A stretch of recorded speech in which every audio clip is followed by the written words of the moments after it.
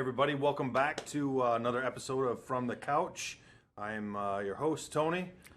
Co-Host Uche, and we have a special guest today. Yeah. So it's funny. We talked about on our last episode, which was probably one of my favorites that we've done up to this point, and kind of got into not just from a feelings perspective, but just inside our own mind. And yeah, I know we did get a little teary-eyed and what have you, but we talked a lot about various things that we went through, and having kind of a team in your corner. And I thought it was just absolutely just a fantastic version.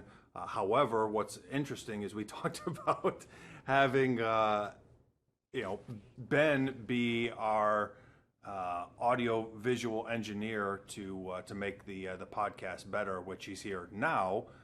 Which would have been awesome to have him last week, right? Because one of our mics did not record, and so it sounded pretty bad. But they're trying to censor me, guys. The establishment. No censorship here, yeah.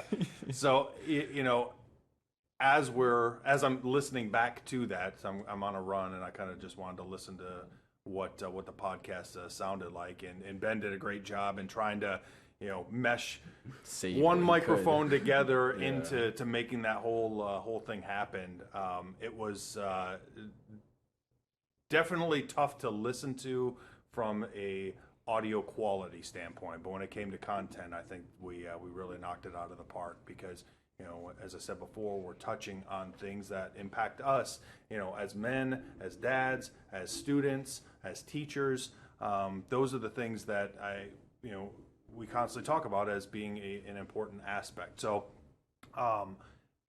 having great audio visual, I think, is something that is absolutely key for us to be able to present a better product. And that's really where bringing Ben in is a key factor. So a little backstory on Ben. I've known him now for probably 8 to 10 years. Wow, yeah.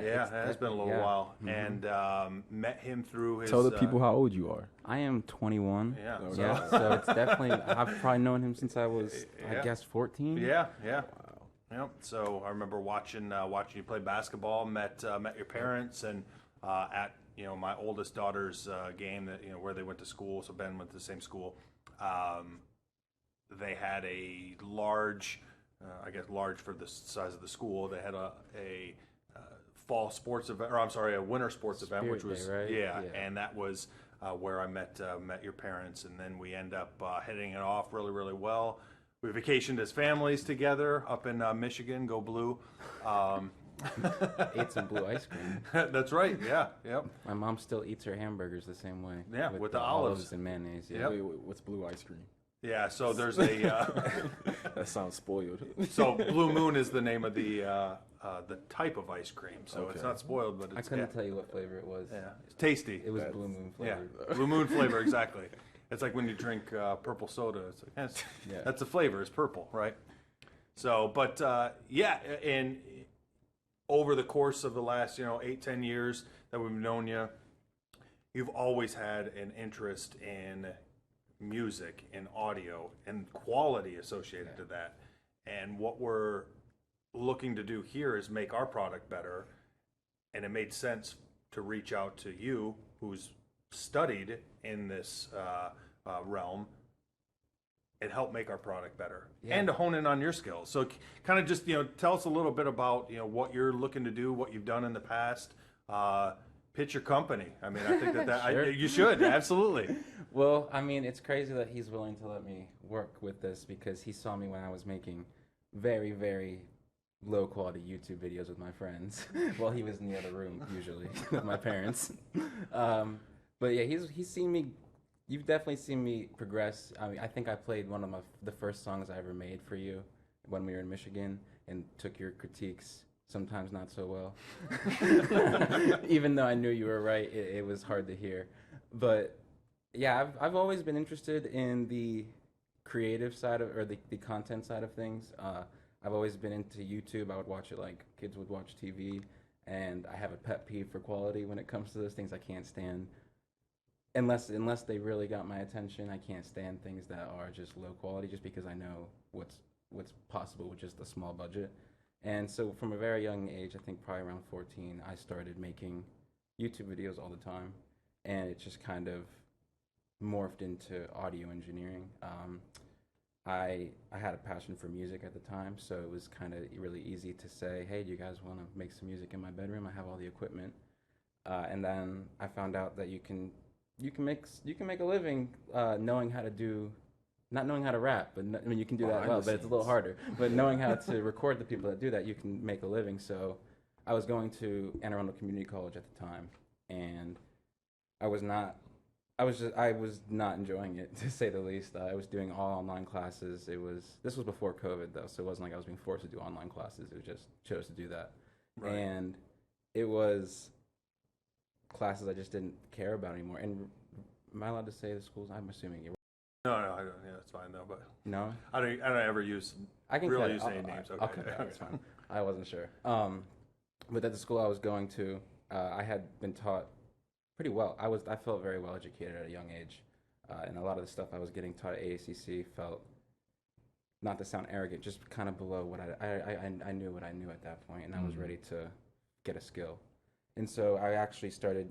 I think it was a mixture between the Michigan trip and then just a family member I had a conversation with. They were like, find a place to work. Find a place to get good at this. You don't know anything about it.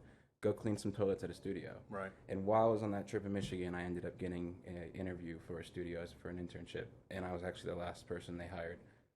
And I was able to trade work, like cleaning stuff, ripping up carpet, cleaning bathrooms, everything for studio time, and like being able to use nicer equipment and getting to actually maybe develop some skills where I could make some money off of it.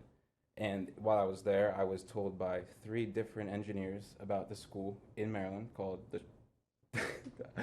Should I say that? You can say that, that's fine. Yeah, share the name of the school. That's good. That's good. Give them a plug. That's fine.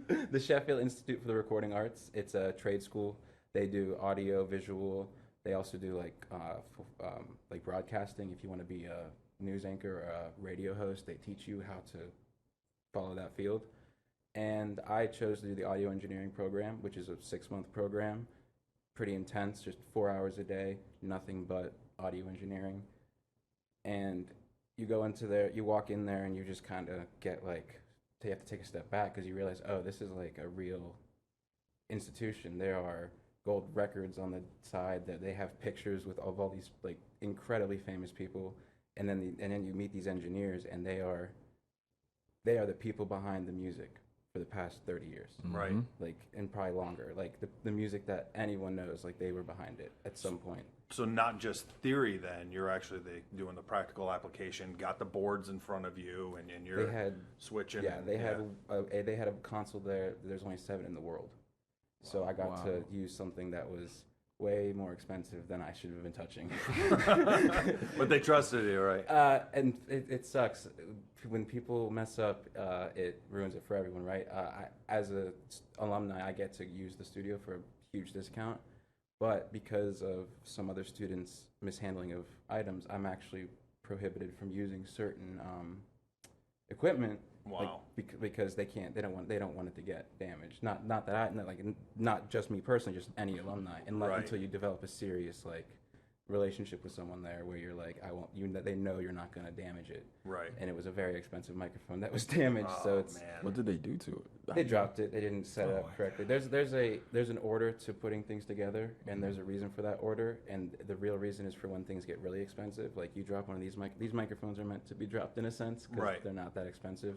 But surprisingly, expensive, or not surprisingly in my opinion, but because it's so expensive, you'd think it'd be durable. But the more expensive the microphone, the less durable it usually is because it's very fragile and hand built. Right.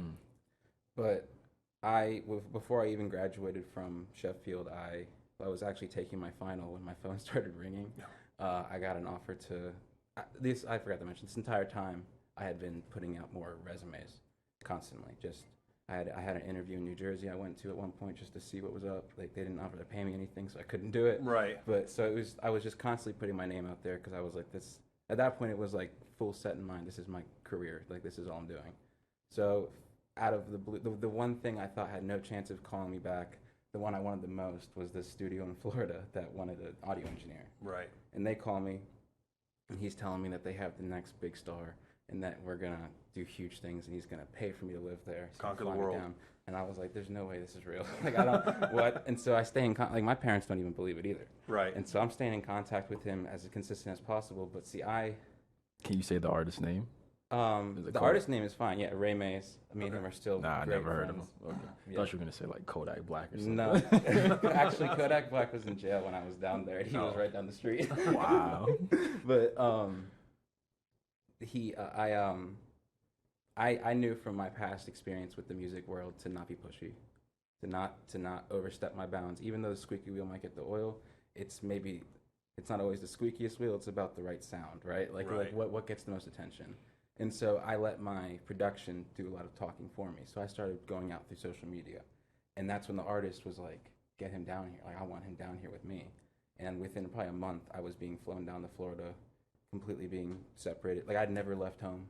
I didn't go to college. I didn't go to a 4-year school. My call at Sheffield was a commute, and I had lived in my same bedroom for 19 years at that point.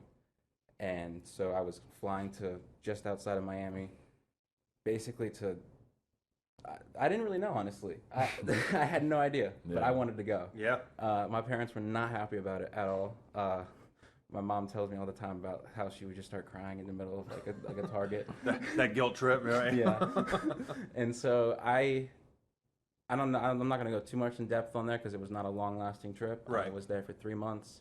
I made a lifelong relationship with Ray. Me and him would be friends forever. I mean, I love him. He's honestly like an older brother to me because I didn't have that really in my life, and my parents absolutely love him. Right. Like when he came home to stay for a while, or came to my home to stay for a while, he talked to my parents a lot and like really helped them understand me more as a person because he got to see a side of me that my younger brother didn't get to see, maybe my friends didn't get to see. Right. Because I had never lived with someone else either. Like I was living with strangers. Right. Right. I was living with people I didn't know, and they accepted me like immediately, and I felt very insecure in the sense of like I didn't have any money. I wasn't like, it wasn't the manager we were working for wasn't very promising.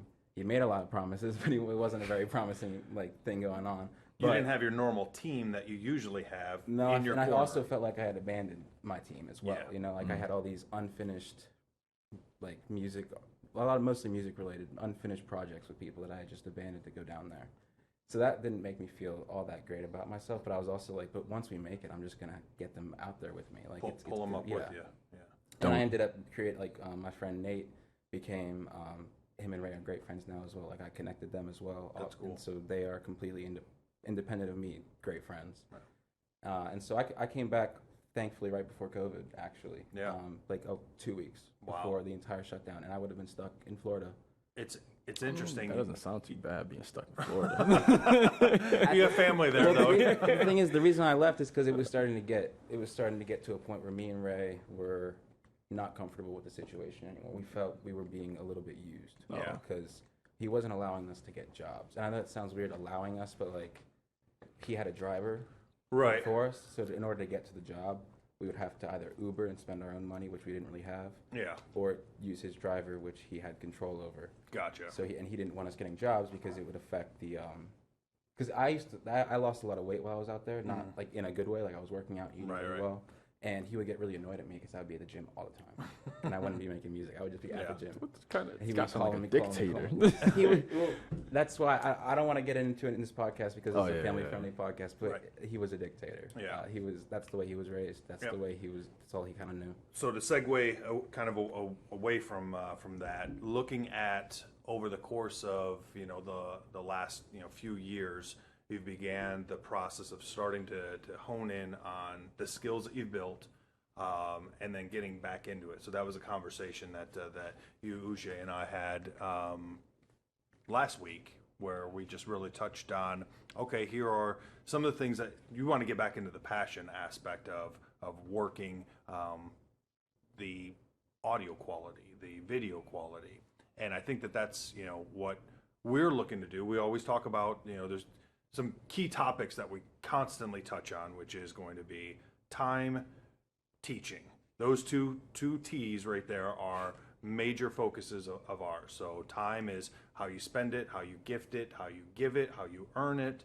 And then the teaching aspect is how you then take that, what you've learned, and give that out to The rest of the world. the rest of the world. Exactly. And so through our conversation, that's something that I felt almost immediately, hey, here's an opportunity for us to be able to bring you back into, something you're passionate about. Yeah. Help us make our production that much better. And it's going to gradually get, more and more and more viewership, more and more quality.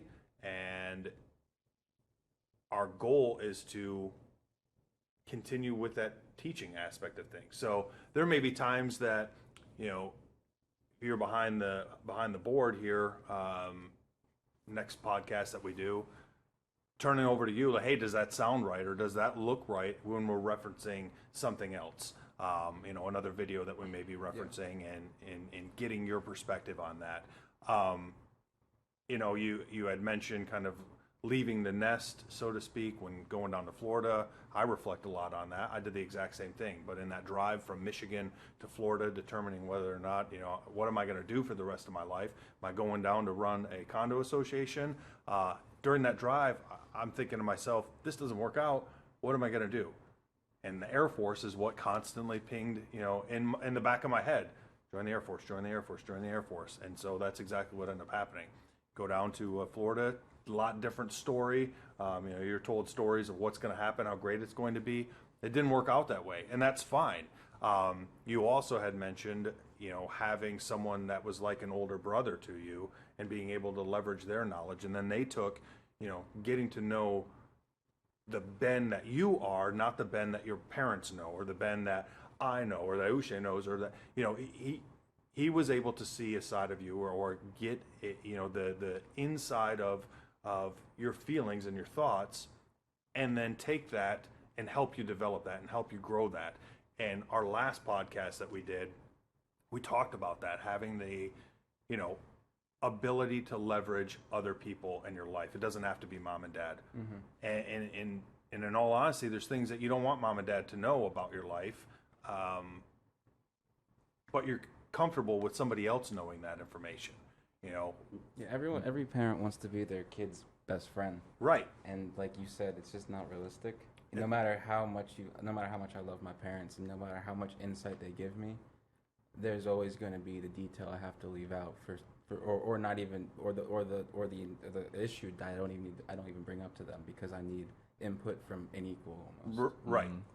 Or you take it from, parents are saying this because they don't know, or they've never been in this situation before. Yeah. And I'm learning over time that that's just not the case. Exactly. It's funny, we talk about this all the time. It's kind of it's hilarious. There's different situations that we're in. Just kind of change the setting, but really the concept is still the same. Still the same. Yeah. My parents have went through the same thing that I'm going through, and Uche's parents, same thing. And same test, just a different format. that's exactly it. That's exactly it. And I believe that by recognizing that helps us to grow with our relationship with our parents, but it helps us to grow with relationship with other people. Leveraging other relationships that you have to help make you better at what it is that you want to do, where you want to be successful, and then start to do the exact same thing for somebody else. And so, once again, kind of back to the teaching aspect of things, taking this environment that we have here, bringing in folks that have a passion about something, have a knowledge base that neither one of us may have an elite knowledge of, and bringing those folks to the couch and presenting options, opportunities, their storylines, what they went through. That way someone else that's on the the listening end of the podcast itself can then turn around and say, hey, I'm going to ping Weeghman and Briggs. I'm going to ping, Tony, Uche, Ben, and ask them questions about how do I get into this thing that I feel like I have some passion about. Is this something that I want to take a leap or a jump at and really grow in my skills or maybe it's something that I feel like I have a passion for that I really don't. Yeah, and passion is an interesting thing because it's like there's passion for a career and there's passion for like a craft or an art. And I thought my passion for audio and like what you're saying, the quality aspect of things was a career passion.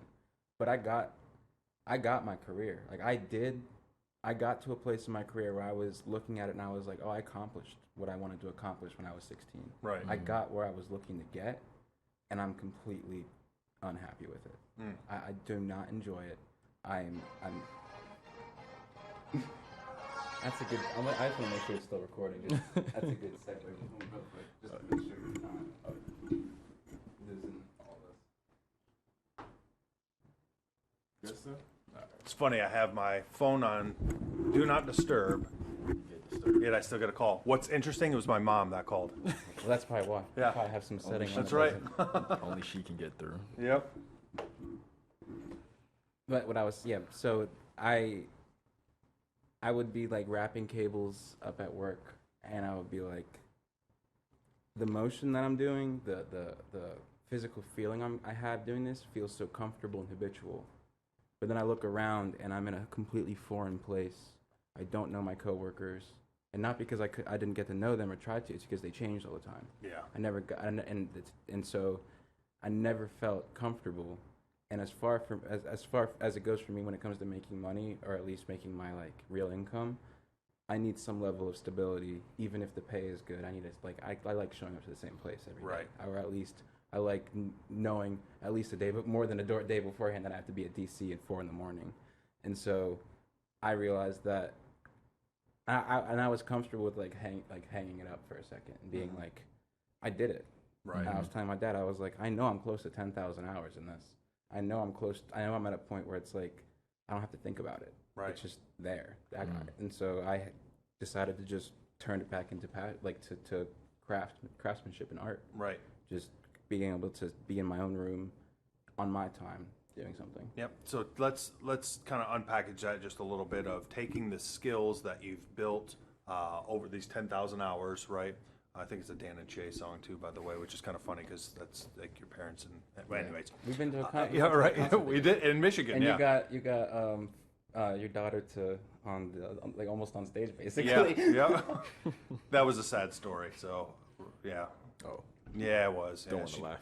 Scraped her knee. Well, we were down in the Dominican swimming with, or Mexico swimming with dolphins, With and your shiny toes. No, that's for a different podcast. And the dolphin like flips her inner foot and like not breaks it or fractures it, but there's like something that happens like to her foot. So, anyways, she's in a boot for like a large portion of the summer, and then we go to we rented a pontoon because we're up on Higgins Lake, and she's about ready to hop off the boat. And there's like a piece of metal that's like right there, and she scrapes her knee, and it was pretty deep. And so, pick her up, take her to University of Michigan Health that's up in Houghton Lake area, and it was like got in immediately, stitch her up, and the next day we're going to the Cherry Festival, which Dan and Shay are playing at, and that was like the day right before.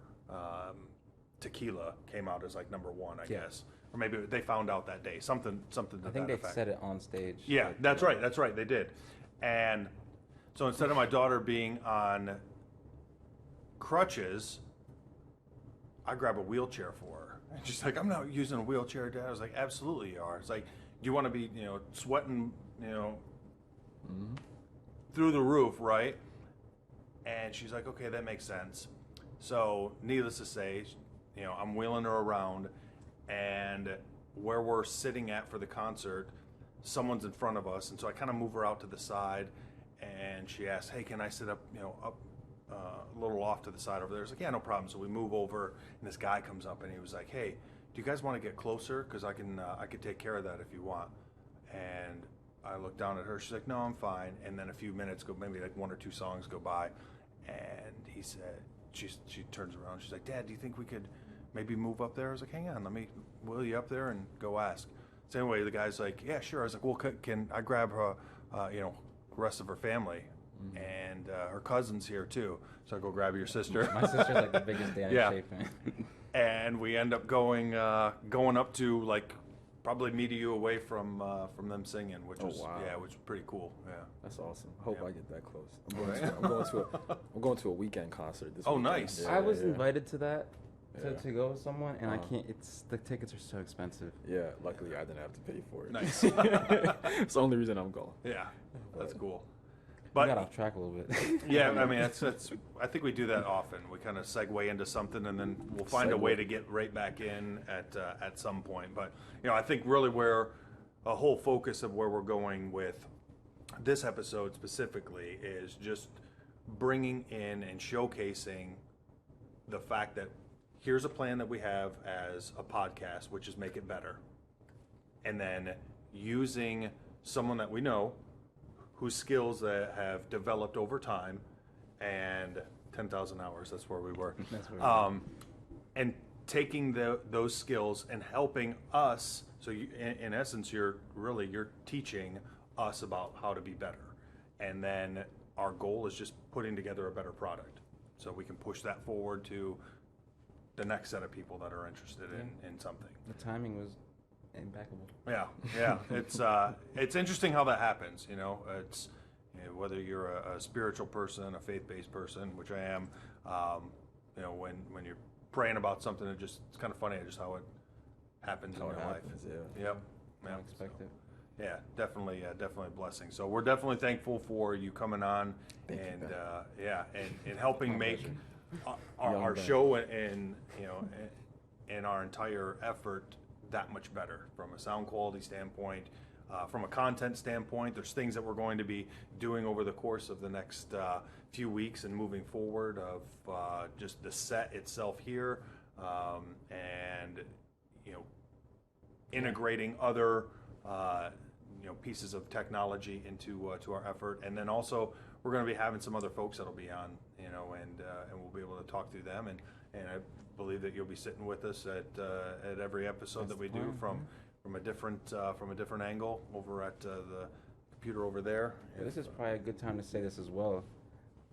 I have ideas just 24/7, just constantly, and when I have a focus, which this is the focus right now, I just like that. You've already seen, like, I made a stupid song about it. I wrote a PDF, which is like, I just woke up. I don't know what, I guess that was Friday morning. I woke up and just sat down in front of my computer, and I was trying to edit the podcast, and I just kept thinking about all this stuff. I was like, I'm just going to write it down and put it in a PDF, and if they read it, they read it. Right. And if you don't, like, all you have to do is say, not that one. And I'm used to that, because I work with very determined artists sometimes, and they don't want what I want sometimes, and I'm okay, whatever, that's not my prerogative. So I have a million ideas about how to make this better, and you just have to give me green light or red light kind of thing. Yeah, that's really our goal. I mean, we brought somebody else in to help with our social media aspect, not just from a podcast perspective, but also from a Weeghman Briggs standpoint. And our intentions are to get as much exposure as possible for people to say, hey, I want to learn something that they're talking about, or I just, I'm going through the same stuff. I'm interested in talking about time, or I'm interested in talking about teaching, or hey, I got a kid that's about ready to leave for school, or I'm trying to steer clear of those emotions. I felt it creeping in today. I was talking to a buddy, probably been best friend for forever and a Sunday, and he just asked me, he's like, hey, how are you feeling on that? I said, well, I haven't really, we got a lot going on in life right now that I'm trying to kind of back burner those thoughts. But as I'm like typing it and saying it to him, I started to feel it. I was like, oh man, like, man, we're just a couple, like Monday's August 1st. Yeah. And she leaves August 17th. And, I know that my wife and I have done a great job in raising her to make smart decisions. It's the emotional aspect. It is, the and emotional aspect. I talked about it last week too. It's like, oh, it's my little baby. But I'll get through it, and then I'm excited for her, and I'm excited for my youngest daughter to see how she reacts to it and how she grows as a woman as well. But yeah, once again, I just appreciate Ben coming on and really being part of this and bringing it into. Welcome to the team. Exactly. I got Coming a to our little team. can opener now. Right. Bottle opener now. Right. So thank you again for listening in, and if you have any questions or things that you want to talk about or hear about, feel free to hit us up, and we'll do that. So if I don't know if the social media manager will do it, or if you want me to do it, we should just set up a forum for people to just be able to type everything on, like talk, like build a community basically. Yeah. So we'll make those connections for you and Caitlin, and all of us are going to be together and make that work. Sounds good to me. Awesome. Well, that's it from the couch. From the couch. All right. From the couch.